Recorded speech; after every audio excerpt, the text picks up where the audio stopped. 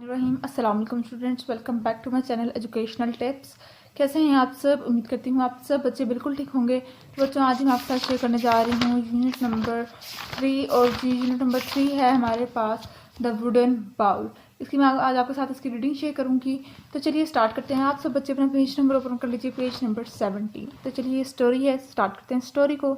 Once upon a time, in a small town in Germany, there lived a man called Kurt. एक दफ़ा का जिक्र है, Germany के अंदर एक बंदा रहता था, एक मैन रहता था, उसका नाम क्या था? Kurt. He live with his son, वो अपने बेटे के साथ रहता था। उसके बेटे का नाम क्या था? Manfred. And his daughter in law Tekla, और वो अपने डॉटर इन लॉ के साथ रहता था, जिसका नाम तकीला था। यानी उसकी बहू, अपनी बहू के साथ, बेटा और बहू के साथ रहता था। They are shared a little old house at the end of a quiet street in the middle of the town. और वो एक छोटे से पुराने से घर के अंदर रहते थे, जो कि स्ट्रीट के आखिर में था। और ये टाउन, जो ये स्ट्रीट थी, उनका जो टाउन था, उनकी जो स्ट्रीट थी वो टाउन के मिड में थी, ठीक है, यानी बीच में, टाउन के बीच में उनकी वो स्ट्रीट थी। Manfred was a carpenter and spent all his time in the workshop next to the house. वो मैनफ्रेड जो था वो एक कारपेंटर था, ठीक है। तो और वो अपना ज़्यादा से ज़्यादा वक्त था ना, वो अपनी वर्कशॉप के अंदर गुजार करता था। और वर्कशॉप कहाँ थी? उसके घर के साथ, ठीक है।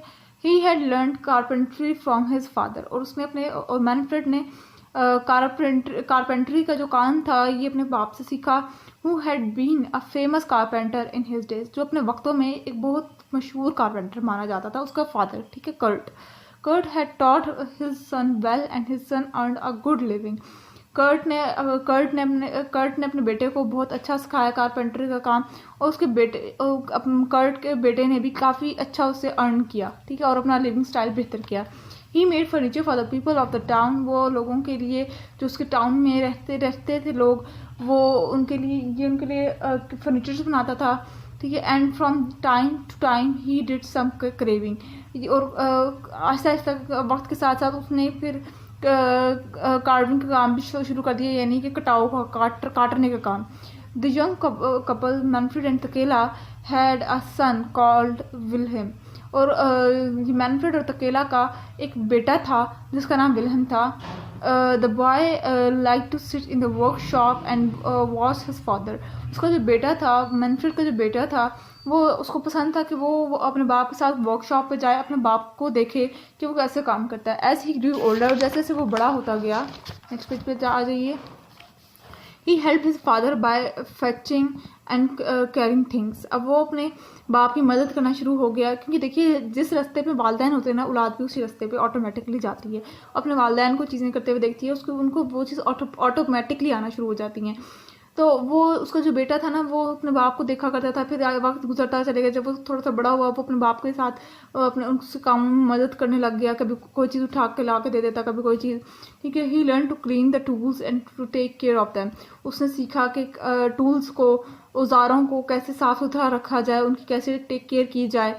He learn how to use a saw and a hammer and a chisel, उसने सीखा कि किस तरह से हथौड़ी को यूज़ किया जाए, किस तरह से कील को ठोका जाए, कील को यूज़ किया जाए, इस तरह से सारी चीज़ों को उसने अपने बाप से सीखा। And his grandfather taught him to crave wood to the wonderful shape, उसके दादा ने भी उसको बताया कि किस किस तरह से आप लकड़ी को मुख्तलिफ शेपों में काट सकते हैं। The grand father was very old now, उसके जो दादा बू थे, यानी उसके पापा के फादर, उसके दादा बू जो थे वो बहुत ज़्यादा बूढ़े हो चुके थे, and getting older every day, और आहिस्ता आहिस्ता और भी ज़्यादा बूढ़े होते चले जा रहे थे। He was not very strong, his eyes were dim and he could not see well, अब वो उतना ताकतवर, उतना ज़्यादा उसके अंदर, उसके दादा अबू के अंदर इतना ज़्यादा एनर्जी नहीं रहती थी, उसकी आंखें भी अंदर धंस चुकी थी, और वो सही तरह से काम भी नहीं कोई भी कर सकते थे, और ना वो कोई चीज़ सही से देख सकते थे। Sometime his hand shook and sometime he set and the chair and node of, और अक्सर तो वो उनके हाथों से चीज़ें गिर जाती थी, या उनका जिस्म कांपना शुरू हो जाते थे, वो अक्सर बैठे बैठे ही चेयर पे सोने लग जाते थे। بزرگ ہو چکے تھے کافی. ان the evening when they all set down to the dinner at the table, evening میں جب وہ سارے بیٹھے ہوئے تھے ڈنر کے لیے table per, مینفریڈ and تکیلا were used to get angry with the old grandfather. مینفریڈ اور تکیلا جو تھے وہ اپنے اس گرینڈ فادر پر, یعنی مینفریڈ اپنے باپ پہ غصہ ہونا شروع ہو گیا ہے. He was slow and clumsy. اس نے کہا کہ آپ بہت سست ہو گئے ہیں. Some time he Brook a glass, اکثر وہ ان کے ہاتھوں سے, ظاہر سی بات ہے بزرگ انسان تھے تو ان کے اکثر ہاتھ سے گلاس گر جاتا, ٹوٹ جاتا, تو وہ غصہ ہونا شروع ہو جاتے ہیں ان کا بیٹا ان پر. Some time he drop a spoon and some time he split soup on his cloth. He was an old man after all. کبھی مطلب وہ کہہ رہے کبھی ان کے ہاتھوں سے چمچ گر جاتا, کبھی وہ سوپ اپنے کپڑوں پہ گرا لیتے. بزرگ تھے نا, کہتے ہیں بڑھاپا اور جوانی, بڑھاپا اور بچپن ایک ہی ہوتا ہے انسان کا. جس طرح سے بچپن میں ماں باپ بچوں کی ٹیک کیئر کرتے ہیں, ان کی لک آفٹر کرتے ہیں, اسی طرح سے اولاد کو بھی چاہیے کہ جب ماں باپ بوڑھے ہو جائیں تو ان کی بھی لک آفٹر ایسی کریں جیسے انہوں نے آپ کی بچپن میں کی تھی. اور جب دیکھیے وہ کہتے ہیں کہ جب اس کے فادر جب یہ کرتے تو ان کو غصہ آتا, پھر اس کو بولتے اپنے فادر پہ غصہ کرتے. One day during the evening mile the old man drop his plate on the floor. اب ایک دن ایوننگ میں جب وہ کھانا کھا رہے تھے تو اچانک سے وہ اولڈ مین نے, اس بوڑھے انسان نے اچانک سے اس کے پاس سے پلیٹ گر گئی فرش پر, floor per crash. It اسمیشڈ into the 100 tiny pieces and the food felt all over the place. اب اچانک سے وہ ظاہر سی بات ہے جب پلیٹ نیچے گرے گی تو وہ چھوٹے چھوٹے ٹکڑوں میں ڈیوائڈ ہو گئی اور اس کھانا بھی پھیل گیا فرش پر. تکیلا and مینفریڈ began to clear up the floor and got angry. تکیلا and مینفریڈ وہ فلور صاف کرنے لگے اور وہ غصہ ہونا شروع ہو گئے. After that accident they bought him a cheap wooden bowl from the market and gave him his dinner in that. اس کے بعد نا تکیلا اور مینفریڈ نے نا ایک مارکیٹ سے ایک ووڈ کا بنا ہوا باؤل لیا, اور اب وہ اس اولڈ مین کو, یعنی اپنے فادر کو اسی باؤل کے اندر کھانا دیتے تھے. They made the old man sit by himself in the corner in the room to eat his food. اور پھر وہ اپنے ساتھ بھی نہیں اٹھاتے تھے اپنے پاپا کو, بلکہ کونے میں بٹھاتے تھے, ٹھیک ہے, کمرے کے کونے میں, تو وہاں پہ وہ بیٹھ کے کھانا کھاتے تھے. The old man was sad. اب وہ اولڈ مین سیڈ تھا, بہت زیادہ غمگین, دکھ زیادہ تھا. He kept quiet and did not complain. وہ خاموش رہتا اور وہ بالکل بھی شکایت نہیں کرتا. One evening, not long afterwards, Takela and Manfred had finished work for the day and were preparing the evening meal. وہ تکیلا اور مینفریڈ اپنے کام سے فارغ ہوئے تو انہوں نے نا اپنا کھانا کا بندوبست کیا. When the meal was ready, they called for Wilhelm. They looked in his room but he was not there. جب کھانا تیار ہو گیا تو انہوں نے اپنے بیٹے کو بلایا, لیکن ان کا بیٹا وہاں پہ کمرے میں بھی موجود نہ تھا. Where could that boy be? asked تکیلا. تکیلا نے کہا کہ ہمارا یہ لڑکا کدھر گیا ہے. Manfred had no idea. مینفریڈ کو کچھ نہیں اندازہ تھا کہ وہ کدھر گیا ہے. He asked the old man if he had seen Wilhelm, but the old man shook his head. یعنی سر ہلانا.